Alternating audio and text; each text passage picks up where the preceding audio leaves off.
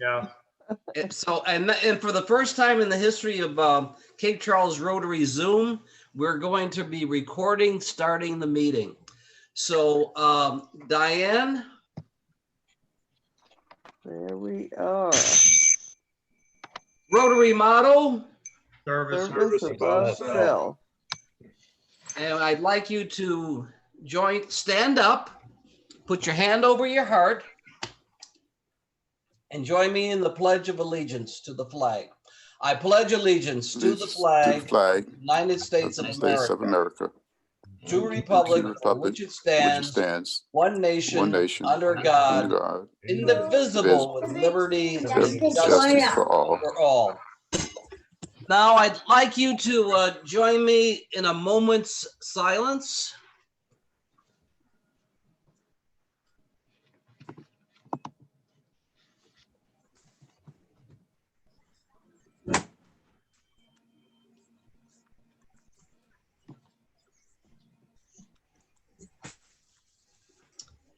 Thank you.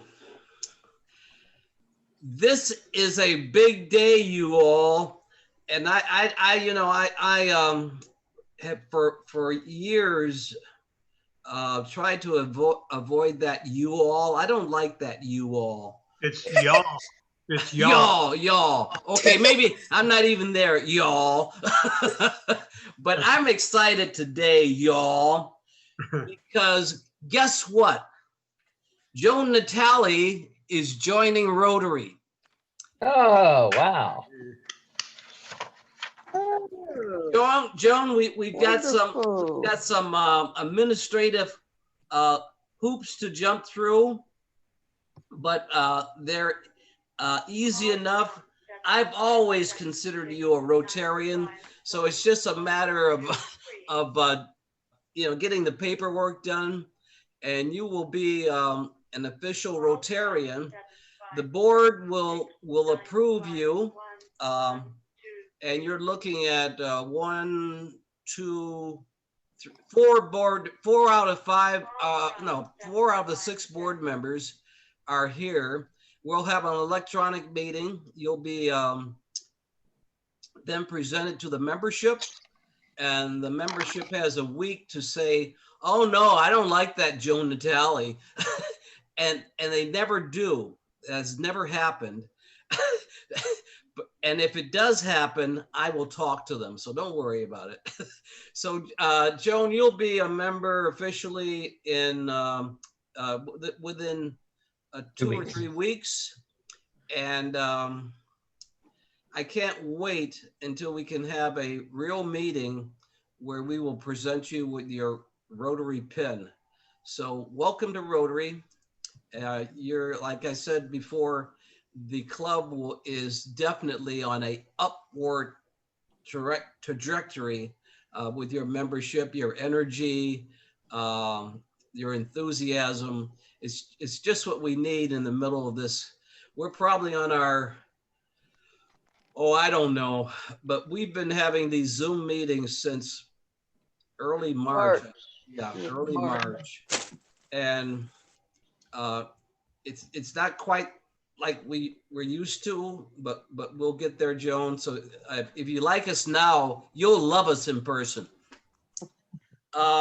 We don't have a lot of members here today because today is election day, and being a service organization, this morning, Paul, Jim, and Diane helped out with parking at the Johnson Methodist Church.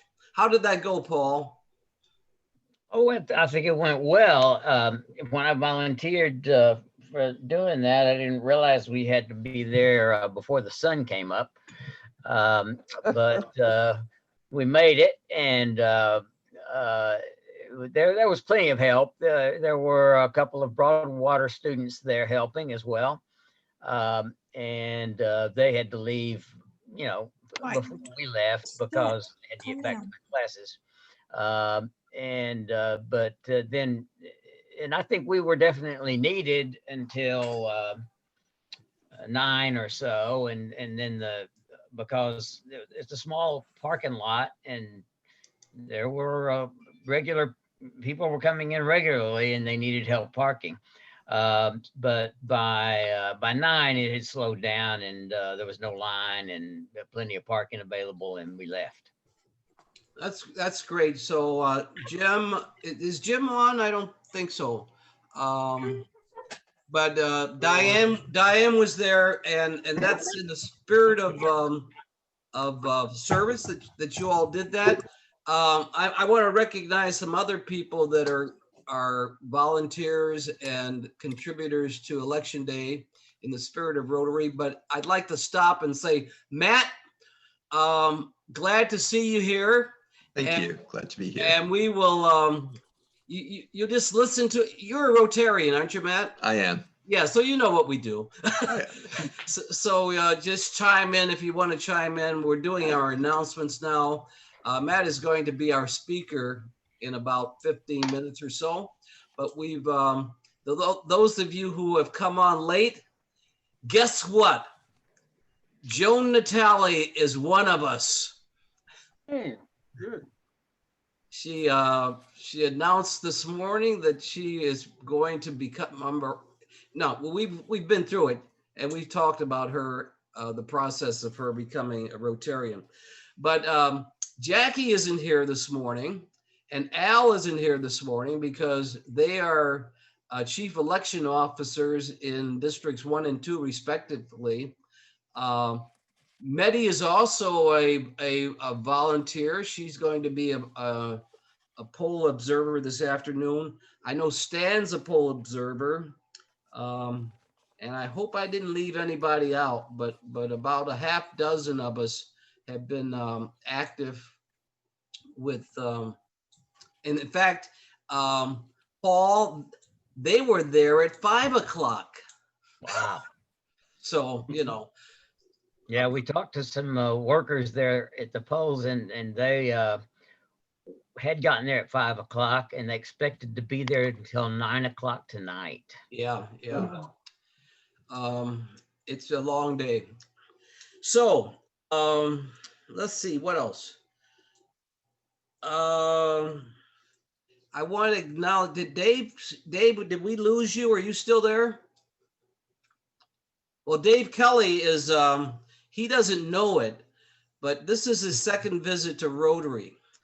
And he thinks he probably can come again. But Randy, don't tell him what happens if you show up a third time. We just Shanghai you, you become a Rotarian. Regina, it's good to see you. And thank you for sponsoring Joan. I will get back with you. We have a little paperwork to do for Joan, but we're going to assign you as her sponsor and make sure she stays on the right track. We know she will. David and John, it's good to see you guys. Bill, I'm sorry I'm late, but I had to go to West Virginia and vote in 6 counties out there. So that Trump was afraid he wouldn't get 90%. Hey, John, we're just happy to have you. We know you're going to be late. Voting flew me out there. So what can I say? You know, it was a good. John, you're always late. We're just happy to have you show up. Well, thank you. You wouldn't let me in for a long time. That's my other story. I know. Well, yeah, but put it on me. But yeah, he forgets about that waiting room. We're gonna fix the waiting room thing. I know how to do it, but I'm afraid to try it. I don't want to experiment on you guys. I think I'll do it on a Boys and Girls Club meeting. I have some. I'd like to make some announcements. Yeah, Paul, go ahead. Let's do everybody have their say at the front end. I'd like. I think some of the announcements that were made last week bear repeating. First of all, we have continued to get some contributions in the name of Richard Leal, and as we've said before, Joan Prescott has specified Rotary as a place where you can make a contribution in Richard's memory, so you can just send me a check and say it's for that, and I will be sure that Joan knows about it, and then it'll go to Rotary International, etc. The I want to say that Tom Godwin's memoir is available and written by Mehdi, but it's Tom's memoir, and it can be obtained, and there's a link in the newsletter. I do have Rotary caps, new Rotary caps and t-shirts available. I passed out some of them this morning, and they're for people that volunteer at Rotary service events. And finally, as most of you know, the incidence of COVID continues to increase nationwide, and so be careful out there. Thank you, Paul. And just to piggyback on Paul's reminder about Tom and Mehdi's endeavor, Mehdi and Tom are going to be on our program in December. I think it's December, and Tom and Mehdi will do a dog and pony show, and that's going to be fun and highlight. I don't know what you'll do, but it'll be about the book, and we'll be all excited, and we'll keep the announcements short that day, Mehdi, so that you and Tom can have all the time you need. Any other announcements from the membership, Bill? Yeah, I'd like to add one thing to that. I received the book last week, and I just finished reading it last night. And I think, like I told everybody last week, it's a very interesting story. A lot of information in there about Tom and the times in the early days of Cape Charles. And for all of us that know Tom and know Cape Charles, it's a very interesting read. You'll learn a lot about the town. You'll learn a lot about going back into the 30s and 40s all the way up to present day. And you see it sort of through Mehdi and Tom's eyes, which gave me honestly a little bit different perspective on a lot of things. So it is a very good book. It was interesting to read, and I enjoyed it. Thank you. Chuck? I did place a call last week. I see Alan's online. He got me the contact information for the pastor down at the Ebenezer AME Church, Olivia Collins. I did place a call to her last week. I got her voicemail. I left the voicemail, but she has not returned my call. So this was a little bit of a concern I might have. She doesn't know me. I kind of made a cold call on her. So she may not have recognized the number or whatever, and just may have ignored it. So I'm going to try and go through Kelvin. I understand in reading some of the material that I sent in the last newsletter that Kelvin was actually ordained at that church back in 1989. So I don't know whether Olivia knows him, but I'm sure she knows of him. So I'm going to try working through him for the cemetery cleanup thing. I was a little concerned leaving the message the right way, that it's not insulting that your cemetery is a dump and we want to come in and fix it. I hope I didn't phrase it in a way like that, and that's what I was kind of concerned with. But I will work through Kelvin, and Bill, I'm going to try and get him through email, and I'm going to copy you in, so maybe you can pick on Kelvin too a little bit. Look, I'm delinquent on that. I was supposed to. I promised you I would call him, and I didn't. But don't worry. I will call Kelvin this afternoon, and I guarantee you she knows Kelvin. Okay. All of the pastors are in an organization, and I would say Calvin is probably one of the most known people on the Eastern Shore. So okay, just one further piece of information, if it helps you. The pastor lives on Seaside Road on Route 600, and I can get that address. I just didn't get the address. I just got the phone number. But if that helps you in any way, maybe a personal call or something as you ride your bicycle down Seaside. Well, if you get the email address, I think that would help too. But she's liable to just say, oh, that's spam, and delete it too. So, Bill, if you and I could work it through Kelvin. Yeah, we'll do that. And Chuck, thanks again for driving that. You've got a number of volunteers who are going to be involved in that, and I can't wait to get that off the ground. Yeah, and that's the kind of thing we want to send in to district. That's going to be a big deal. We've never done anything like that. And I'd like to get the kids of the congregation too involved in that. If we can get kids helping us out, that'd be great too. And I can work with Reverend Olivia Collins with that we encourage kids helping us. Okay. Any other announcements? Okay. Well, I will. Apart from my whining, I do a lot of whining. But I'd like to just point out again that the district conference is this weekend. Jackie and I are going, but there's an opportunity to, you can do it via Zoom and attend the conference electronically but we'll come back with a lot of news next week.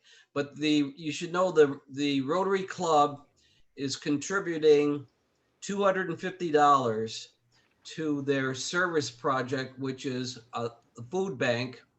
And what I have to do is I'm going to have make up a check. I'm working on it already. I'll make a check up, and they told me just put the check on a can. So I'll get a can of beans, and we'll take that. So thank you for supporting that. And we're also in the auction, once again, we're going to auction a dozen crab cakes. Matt, we make crab cakes as a fundraiser here. We're known for our crab cakes. You probably have heard about our crab cakes. But, I like crab cakes. So in the auction, we'll be auctioning off from Cape Charles Club crab cakes. Now, November is what month, Bill Stram? Rotary Foundation Month. Exactly. This is Rotary Foundation Month.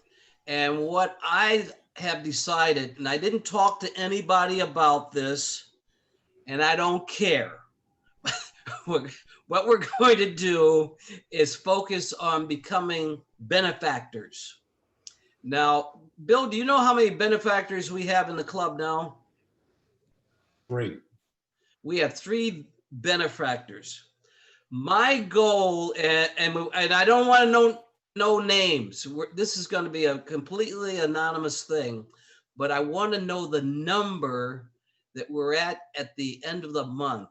And I think if we worked hard and talk about it every week, we can probably have 9 benefactors, triple that number by the end of the month.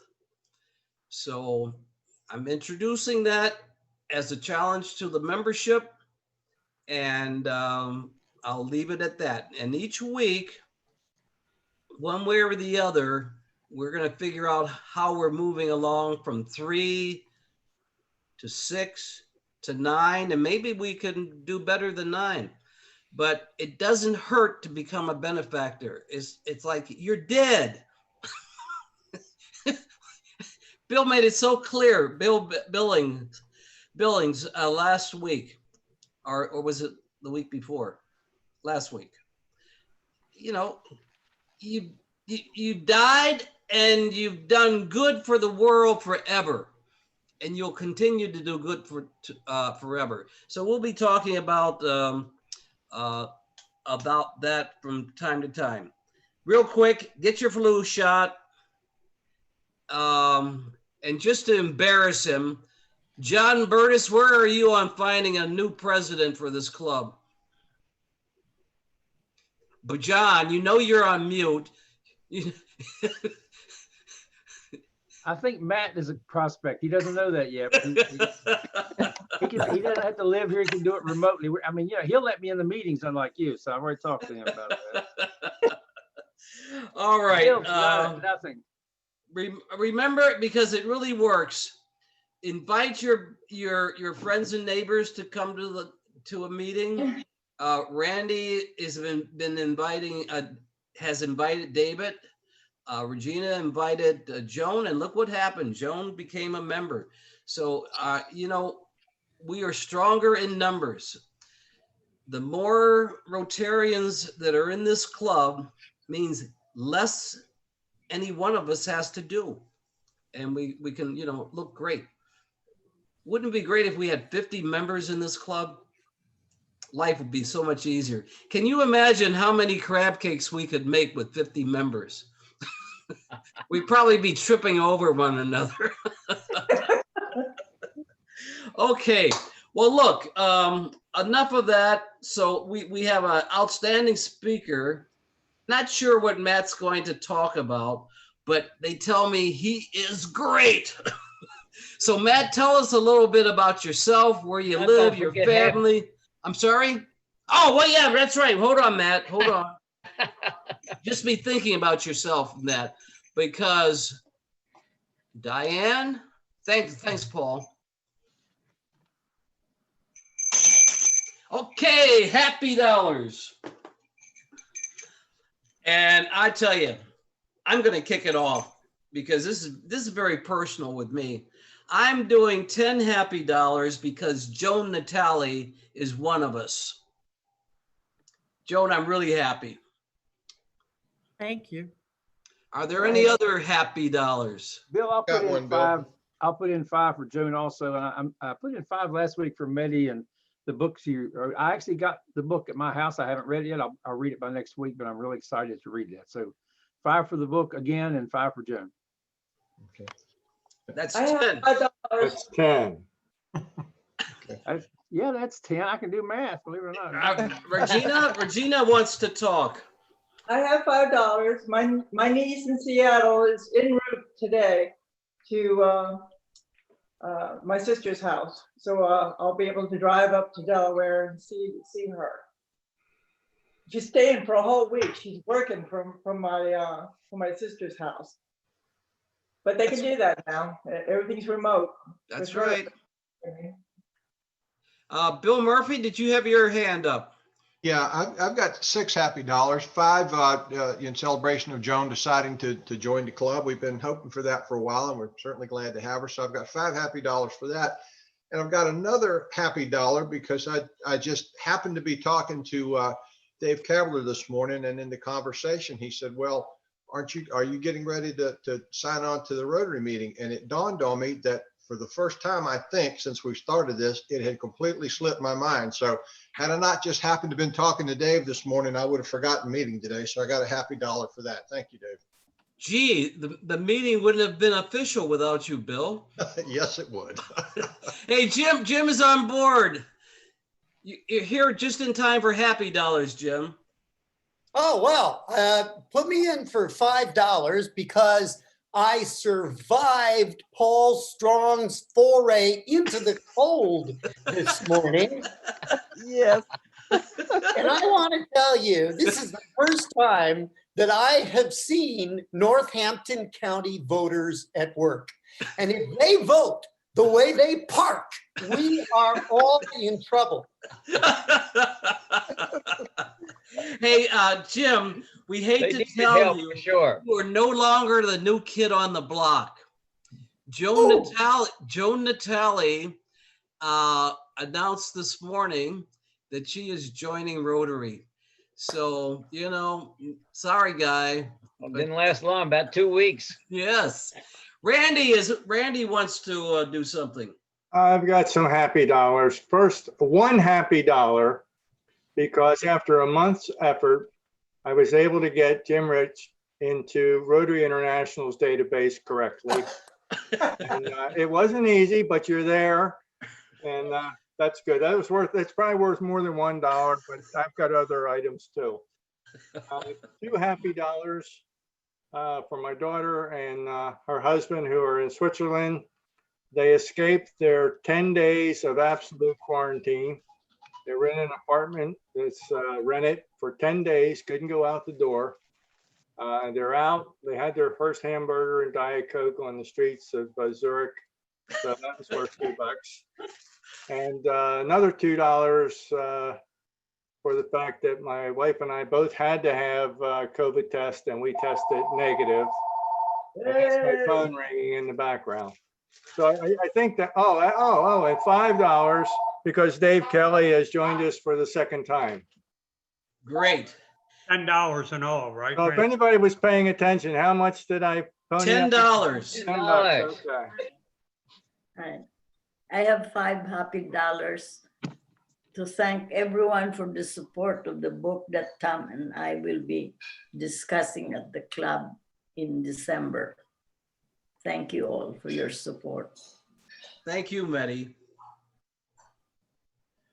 Are there any other happy dollars?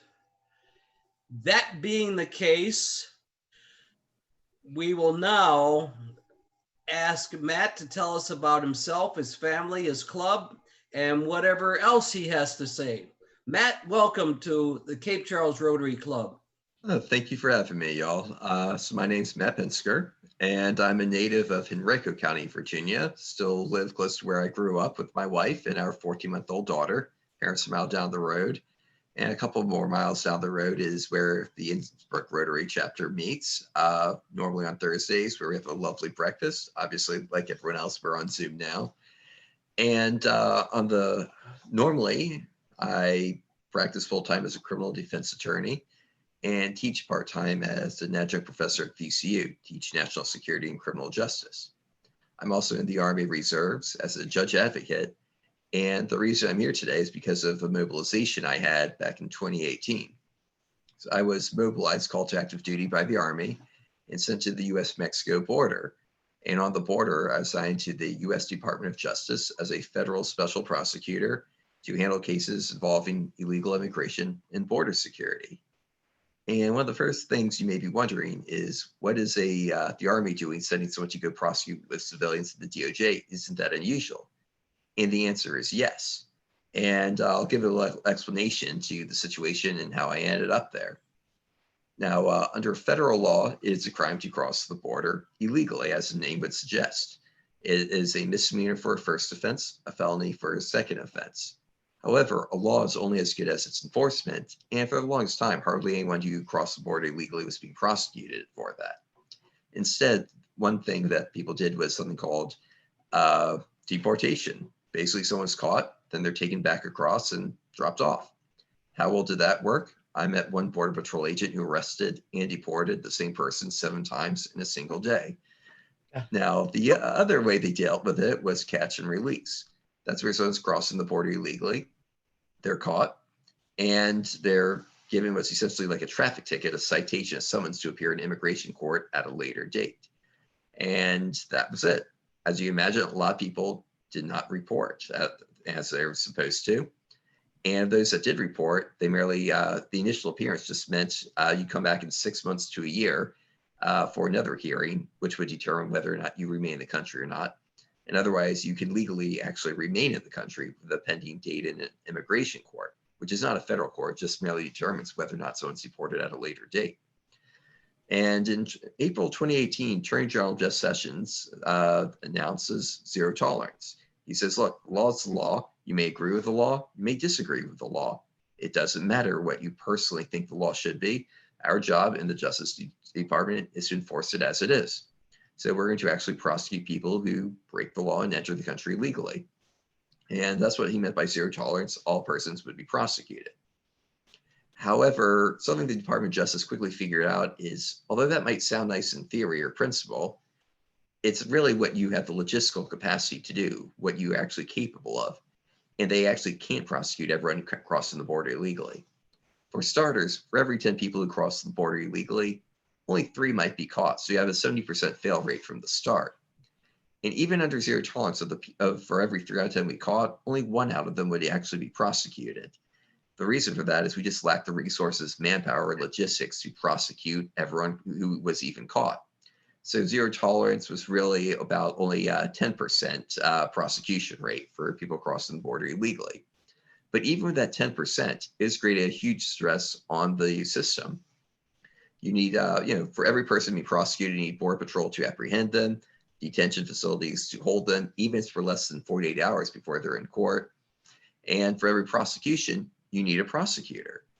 Along the border, it's kind of seen as the undesirable locations for U.S. attorneys, and they're grossly understaffed. There was an office in Laredo where I was. They had a demand that justified what we call 15 line prosecutors to handle general cases. There were 4 most of the time I was down there. And they were so overwhelmed that they figured out very quickly they need to hire more people. And yes, they did get the funding to hire more people. But anyone who knows anything about federal hiring knows it takes a while to fill an opening, especially if a security clearance is required. And they did get the funding. They did hire new people, but it takes 6 to 8 months to fill those positions. So what do they do in the short term? Where can they find people with legal experience, especially in criminal law, and who are already part of the federal system and already have security clearances? Well, what about the Department of Defense? What about the JAG Corps of the Army, Navy, Air Force, Marines, and Coast Guard? We're all military officers. We're already, attorneys. Many of us, myself included, are former prosecutors. We all have security clearances to begin. So it was a very quick transition. I actually got notice at the end of, end of June that they would like me to go down there. And less than 10 days later, I was actually on the border starting as a federal prosecutor. And I was there for 6 months as a temporary stopgap while they can hire, get some regular civilians there. So that's how I ended up at the border, is because of a change in policy to enforce the law, with a realization that they didn't have enough prosecutors. And my biggest shock down there was learning that illegal immigration is really completely controlled by the Mexican drug cartels. We hear a lot about illegal immigration as a criminal law issue, which it is, or as a humanitarian issue, which it also is. But to really understand illegal immigration, you need to understand it as a business that is owned and run by the cartels. And you should think of it the same way you would think of any other business, legal or illegal, in America. There's supply, there's demand, there's getting paid, getting clients, customer service, following the law, not following the law where it suits you, and much more, paying staff, labor, things like that. And I was very shocked by that. And the reason I saw how it was completely controlled by the cartels is that if someone wants to enter the country legally, they have to go through the cartels, paying them about $6,000 to $8,000 each. The reason the cartels can extort that money from pretty much everyone, when I say everyone, I mean 99% of persons crossing the border illegally in my area, they can extort money from them because the cartels have completely locked down the Mexican part of the U.S. side of the border. They have a good system of lookouts and enforcers. If they catch someone trying to cross the border illegally, they'll kill them and dump the border in the Rio Grande. Because think about it. If people could cross the border for free without paying the cartels, smuggling fees, protection fees, whatever else they might get from people, well, that'd be bad for business if people can just cross for free. If you're wondering how much money, we're dealing with about $25 billion per year in business for human smuggling across the U.S.-Mexico border. Give some perspective, that's more money than NFL, NBA, and MLB combined. Or to put another perspective, we think the illegal drug trade might be between $40 to $50 billion a year. So not as big as the illegal drug trade, but still a very significant business. And the cartels are highly motivated to keep that $20 billion a year. And they don't want people being able to cross for free. So they have a very strong system of armed security and lookouts to keep anyone from entering the country illegally.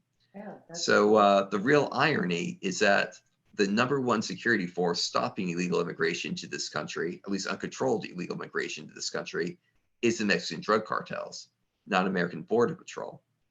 To give an example, I did a couple times, took the patrol boat, was on a patrol boat with Border Patrol on the Rio Grande. And maybe once every 3 to 5 miles, you'd see some signs of border security at the US side. A lot more frequently, you'd see on the Mexico side, paid lookouts just keeping an eye on things.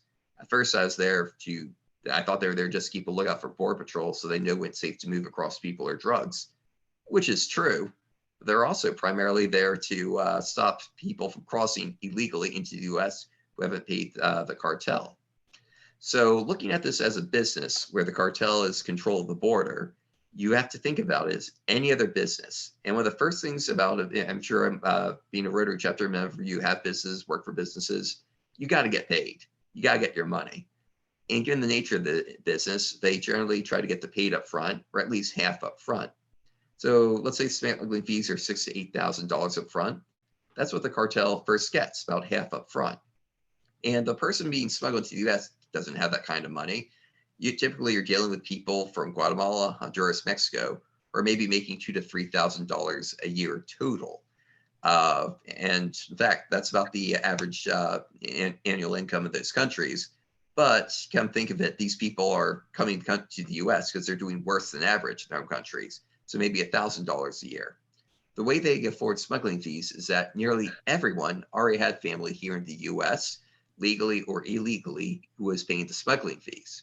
And interestingly, these same family members paying the smuggling fees had almost always lined up a job for their cousin, brother, husband, wife, you name it, whoever's coming across. One of the biggest shocks was, almost everyone we caught entering the country legally already had a job lined up for them. We can talk more on that later. Anyway, family members provide this money to the cartels, about half up front.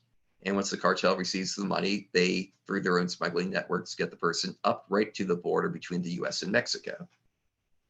And each section of cartel or HSO work of the cartel, HSO stands for Human Smuggling Organization.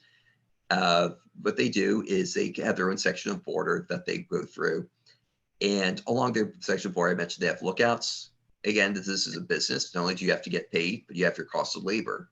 Those unarmed lookouts are usually about $50 a day in US dollars. Not bad in a country where the minimum wage is about $10 to $14 a day. So people just sit out here all day with a cell phone to call in the guys with guns. If you see people trying to cross illegally, it's pretty good pay.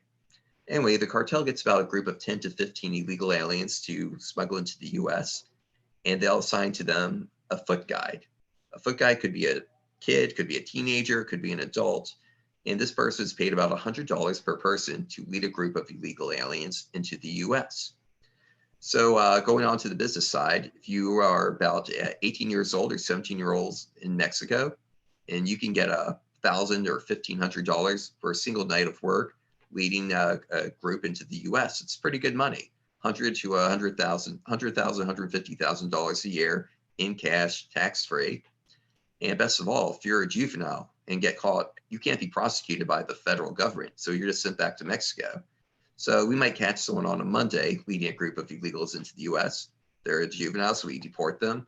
We'll catch them again on Thursday. And at that point, after losing 2 loads of human cargo in 1 week, that person won't be entrusted by the cartels to smuggle people anymore. But he'll owe the cartels money for having lost their product. So they'll put him to work doing something else that could be a lot more dangerous. Once they get their hooks in someone, they keep going. So anyway, the human smuggler, the foot guide, will lead a group of illegal aliens across the Rio Grande into the US. And again, a big shock for me was learning how many people just don't know how to swim. I grew up learning how to swim at the local YMCA. So for me, it's just second nature. But for a lot of people across the world, that's just not the case. They're nervous, they're scared, they're carrying, whatever they can carry in their hands. A lot of people drown in the Rio Grande. And whenever we find a floater, it's just a question. Is this someone who drowned in the crossing or is purposely drowned by the cartels? Maybe because they got caught trying to cross illegally without paying the smuggling fees.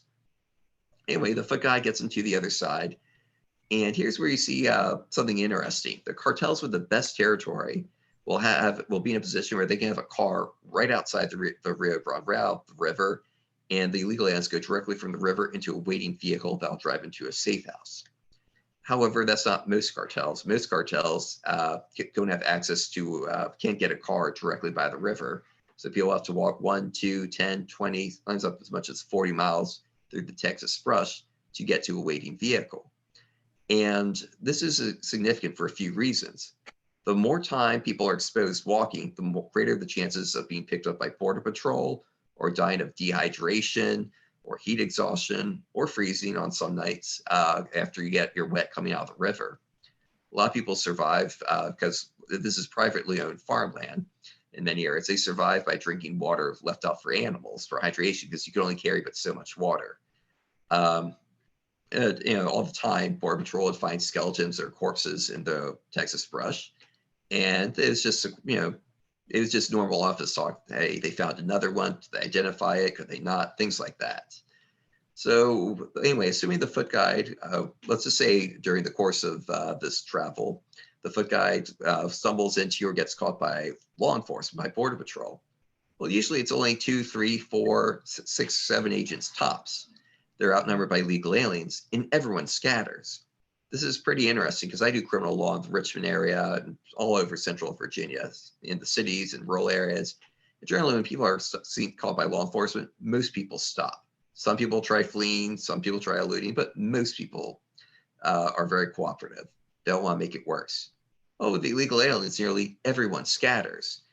And that creates a problem because one, each single Border Patrol agent can only really grab and detain one person at a time. So people get away. Not only do they get away, it might mean they just run willy-nilly into the Texas brush. And again, they're lost, don't know where they are, they die. So it creates a humanitarian issue as well when that happens. So it's just something they are sensitive about and try to head off people running on them, but usually people do run. Now, assuming that the foot guide is successful, the next step is a vehicle that will drive everyone to the safe house. So far, again, keeping track of the business, they've, half the money's up front, $3,000 to $4,000 up front. Then you have the $50 a day lookouts, $100 to $250 person foot guides. Now the drivers. The drivers get paid about $250 to $350 per person they pick up in the Texas brush. So if you have a 7-seater SUV, not a problem. You can easily fit 10 to 15 people in there at $250 to $350 a person. So for just a few hours of driving, a driver will make about, over $3,000 sometimes for just a few hours of work. You can do that multiple times a week. So it's great money. And the people doing this are often drug addicted felons. The reason I know that they're drug addicted felons is when we caught them, I take a look at the criminal record and history and see a lot of report convictions for past substance abuse. And more interestingly, part of the intake by pretrial services is they were asked about recent drug use, and nearly everyone would admit to recent drug use: heroin, cocaine, alcohol abuse, you name it. And more than once, we had an illegal alien going to driver going to drug withdrawal in court and had to be rushed to the hospital. So you might be making a connection now. These people, the drivers especially, are getting paid money to support their drug habit, or because of their drug habit, they're indebted to dealers and the cartels and they're working it off. Both cases were true. What's also true is that it's really not good for public safety to have SUVs overloaded with illegal aliens driving along our nation's highways driven by drug addicted felons. And more than once, there were high-speed, traffic accidents when they were trying to avoid getting caught. Border Patrol sees something, they go to pull someone over.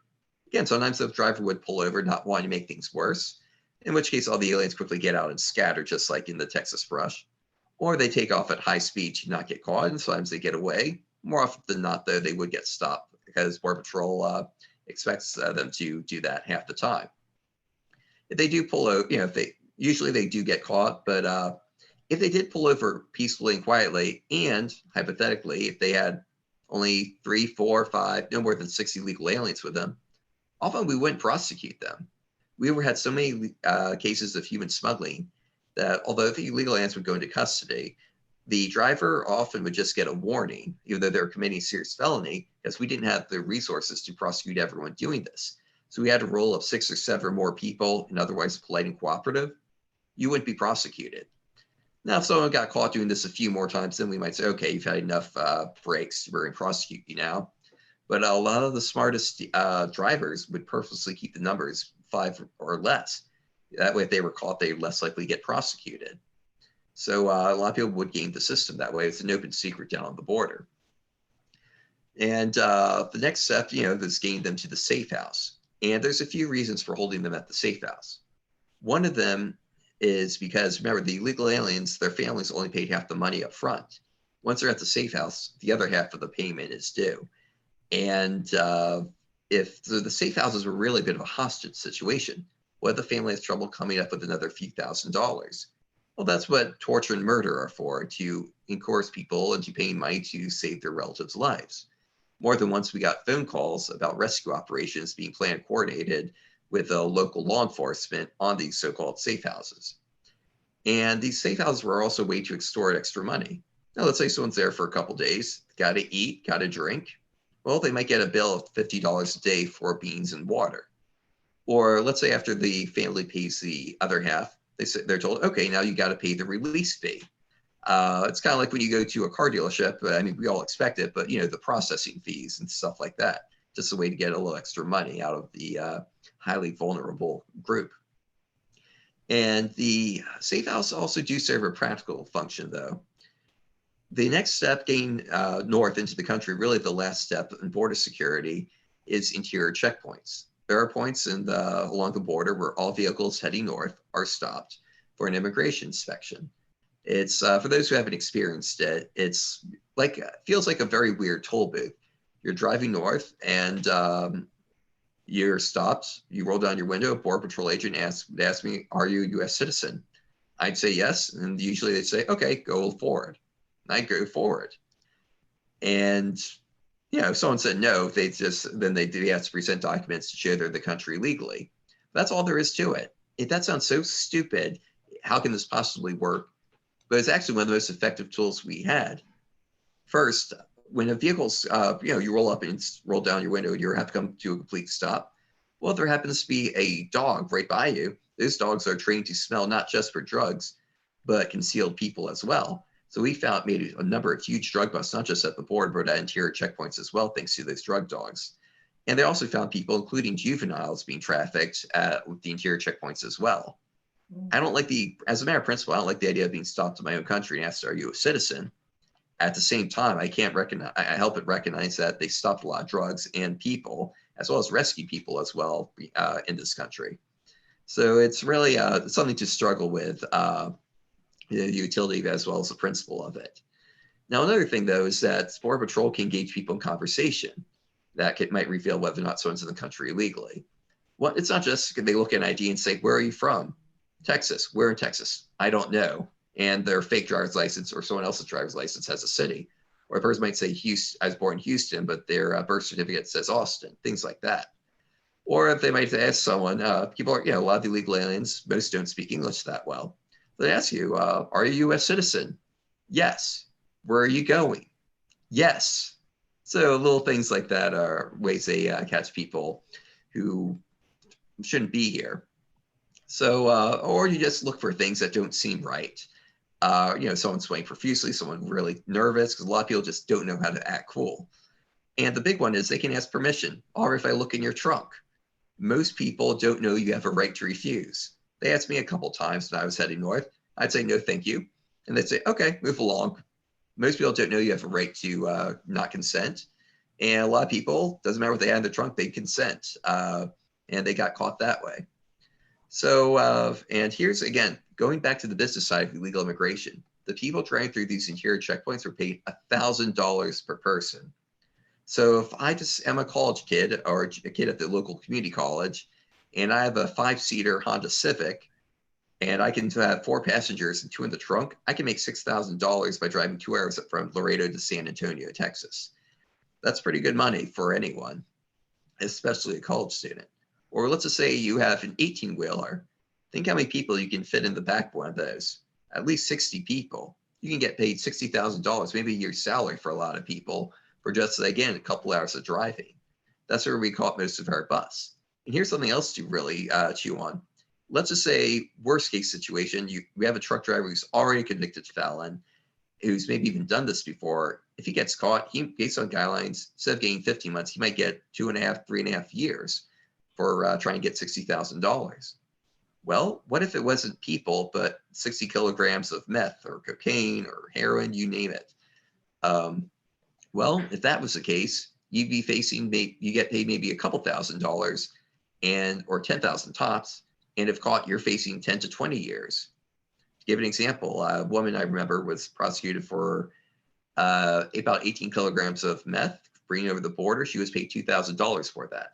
If instead of 18 kilograms of meth, she had 18 legal aliens, she would have gotten probably at least $18,000 for that. Instead of getting 8.5 years, if caught, she might get only 2 years. What I'm saying is that there's more money to be made in human smuggling than drug smuggling. And if you're caught smuggling people instead of drugs, the sentencing guidelines are a lot more favorable. So it's, again, just one of many things to think on for the economics and business of human trafficking. Because again, just like any other business, there's a risk factor to consider, the risk and reward.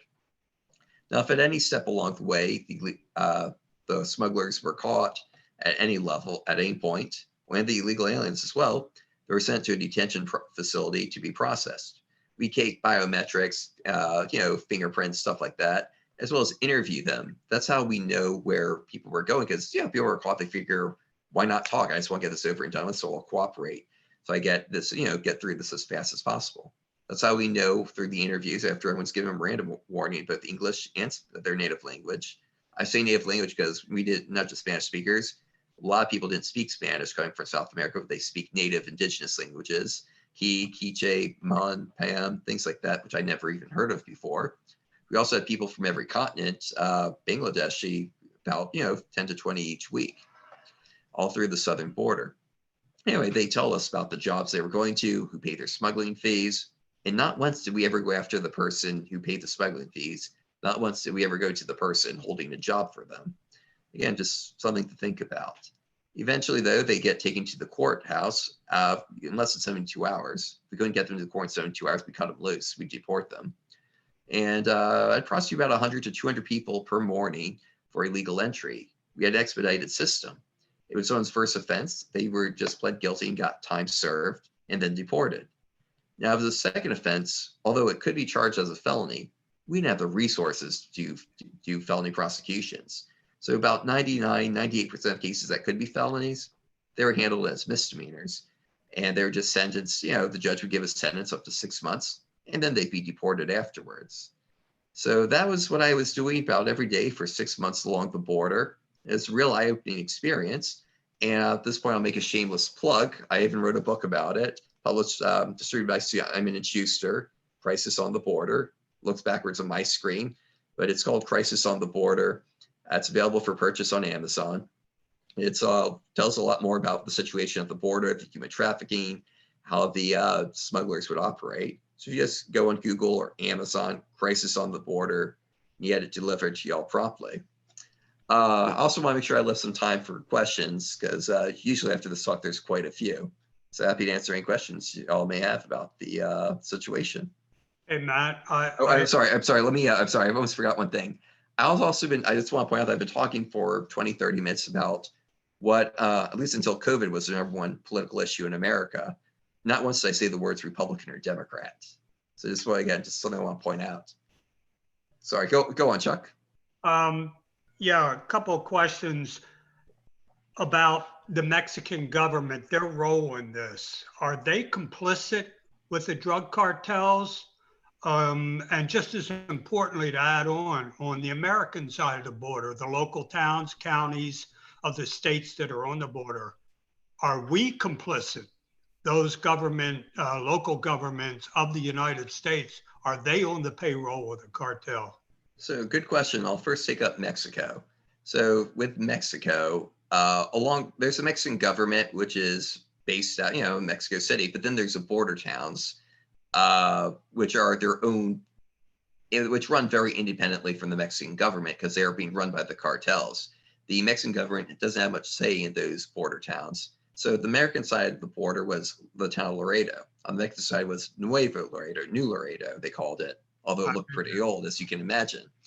And the Mexican government didn't really have much control in Nuevo Laredo because it was completely taken over, run by the cartels. Because a lot of the violence in Mexico, it's very geographic specific and based on where the strength of the cartels are. They're not strong everywhere. When I was in Mexico City some years ago, it felt very safe and fine. Guanajuato, a college town in central Mexico, very safe. But when I was down there on the border, I was just told Nuevo Laredo was a no-go zone. I just was not allowed to cross into the border because as a federal prosecutor, as a prime target for hostage taking, kidnapping, or just murder, send a message. It's just too violent, dangerous. And you could hear the cartels shooting at one another or engage in open warfare with the Mexican government quite often. You just hear the gunfire. It's just a regular occurrence down there. So the Mexican government really is in control of the border towns. It's more the cartels are in control. And what resembles a government is really just, cartels, in control very much of that. So even if they have things on the surface, like a mayor that looks fine, it's, again, that person, local level, is very much controlled by the cartels. Now, as far as the American side, I have no doubt that there are people on payroll getting bribed. Every so often, things would come up where a member of law enforcement would get prosecuted. Well, first they have to get caught and then prosecuted, take on the payroll of the cartels. It didn't happen often, thankfully, but it's, like many crimes, you don't know how often it's just happening behind your back. It's just hard to say. Well, I can tell you that of the a little over 2,000 Border Patrol members in my sector, in the 6 months alone I was down there, 2 of them were revealed to be serial killers. It's a couple stories you can Google. So we had more of a serial killer problem than people on the payroll problem that we knew about. And also just another little story. So remember the asylum caravan that's coming up in time for the 2018 election? It was actually originally headed my way where I was in Laredo. So they were laying down a lot of, concertina fencing, wires, and finding ways to increase security in Laredo where I expected it to hit. But as you may recall, it didn't go to Laredo, it went to San Diego. What's the town? Not Juarez, the town south of San Diego on the Mexican side. That's where they went, the caravan. The reason they didn't come to Laredo is the cartels didn't want the caravan in Laredo because they knew it'd be bad for business because it mean for their illegal smuggling, because it mean there'd be a huge increase in law enforcement and more eyes would be on them. So the Nuevo Laredo cartel sent a few hitmen to that caravan, murdered 3 Hondurans. So for the first time, people went, I think, to Juarez for safety reasons instead of Laredo. First time I ever went to Juarez for safety. That's where I'm thinking of. So that's that's my knowledge regarding the cartels and people being on payroll on the U.S. side and Mexican side.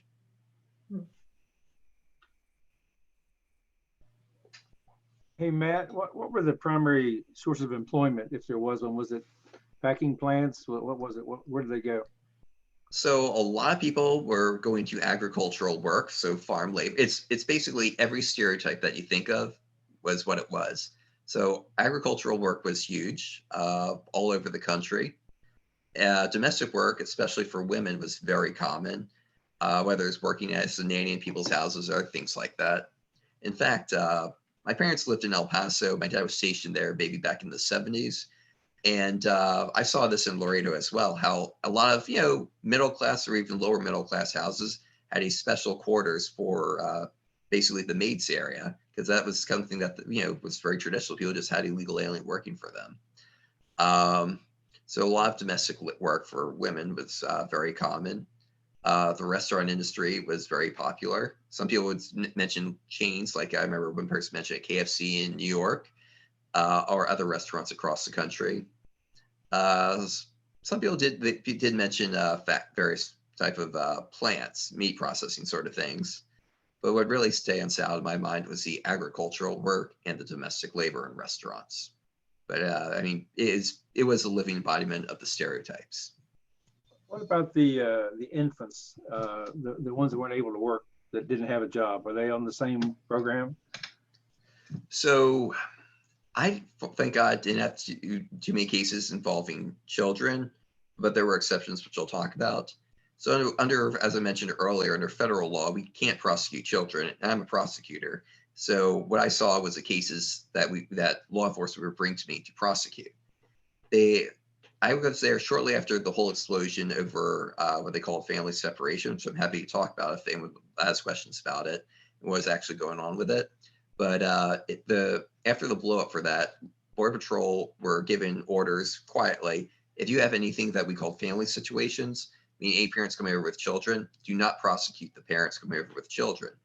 Because under US law, not just at the border, but any crime, whether it's a DUI here in Virginia, if a parent's arrested and charged with a crime, any crime, that parent is taken into custody, and the children go with them to the jail. Instead, they're taken into custody of either family members or child protective services, because we don't put children in detention centers or jails with their parents.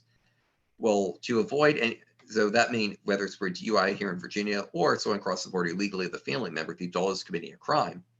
But if we're going to prosecute someone for a DUI or illegal border crossing, that means we have to separate the family. So rather than separate the family, Border Patrol were given orders, don't even take them to prosecute them, just do a straight deportation. So that's what they did with all cases where people are coming over with their children. Now, the reason things got really sticky is that how do you know that it's really someone's kid? Because we created a perverse incentive for people to cross with children after word got out, because word always gets out that if you cross with children, you won't be prosecuted. We had a lot of people, more people crossing with their own children, or I prosecute people for this, crossing with other people's children. And literally, we saw an increase in people faking family situations to try to avoid prosecution. And sometimes people, they have, so say it could be a 17-year-old or it could be a 7-year-old. People come up with stories of that. We'd always err on the side of caution when if we didn't know, and just do a straight deportation. Now, if we saw someone trying to cheat the asylum system by faking their family status, I'd prosecute them for that. That happened a few times. So that is what what happened with people who were crossed with children. Usually, it wouldn't reach me because they'd be straight deported.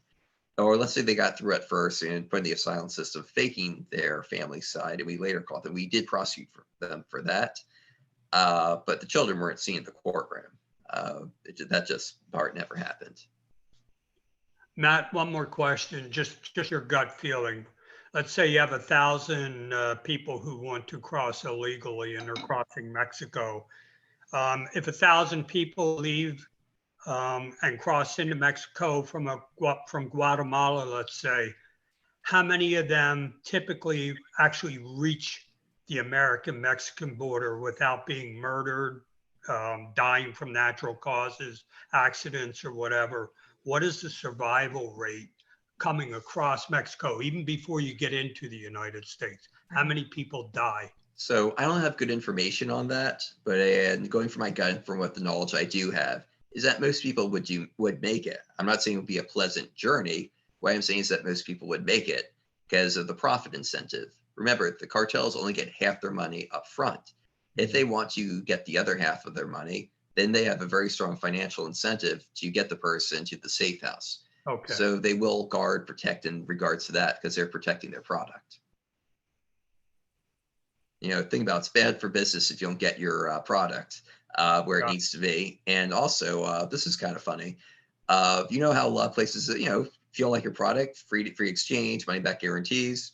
A lot of cartels had unofficial policies where if someone got caught by Border Patrol making the crossing and were deported, they wouldn't charge any extra for you to try it again at least one more time.